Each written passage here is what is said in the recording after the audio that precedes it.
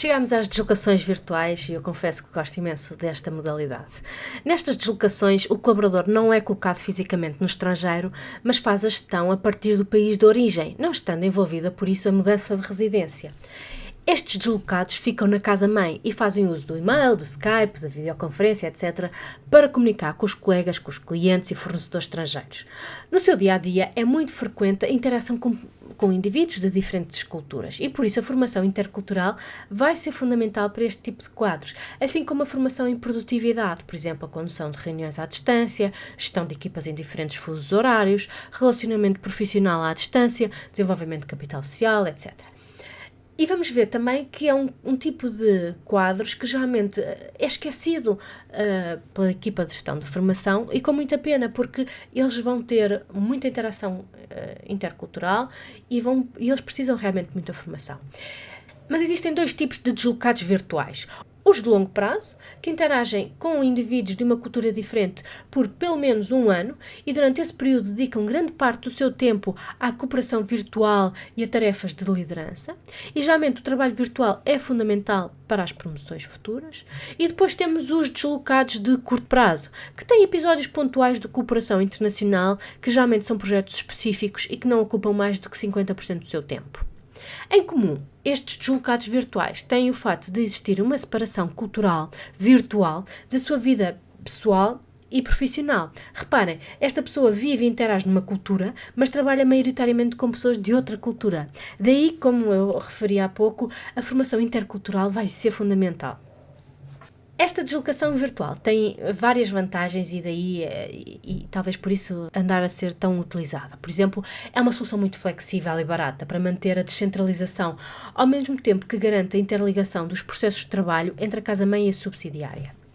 Depois permite-se trabalhar fora sem ir para fora. Portanto, não obriga a deslocalizações físicas e passa apenas por uma distribuição internacional das responsabilidades.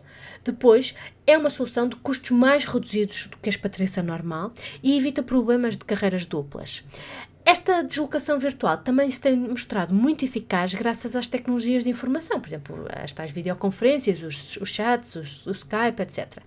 E não envolve estar ausente ou longe da família, portanto não altera grandes rotinas familiares e, portanto, também não cria aquelas tensões no equilíbrio entre a vida profissional e pessoal.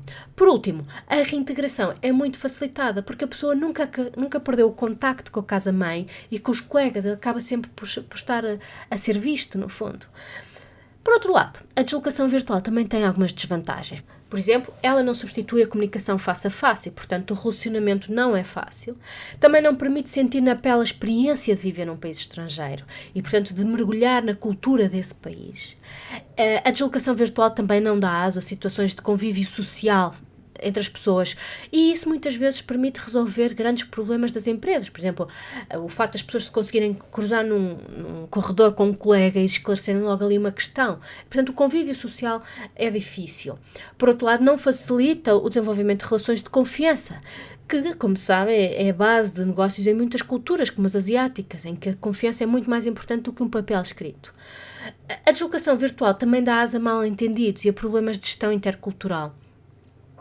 Por outro lado, não há nenhuma fórmula única para lidar com diferentes estilos de comunicação, diferentes preferências por ferramentas informáticas e diferentes fusos horários. Por último, estes colaboradores estão permanentemente a mudar entre a interação dentro da casa-mãe e a interação com o país de acolhimento, o que nem sempre é fácil, portanto, eles estão sempre a mudar de contexto cultural em que estão a trabalhar. Por causa disto tudo, as deslocações virtuais vão exigir, em termos de gestão da formação, preocupações em termos de competências de comunicação e competências interculturais.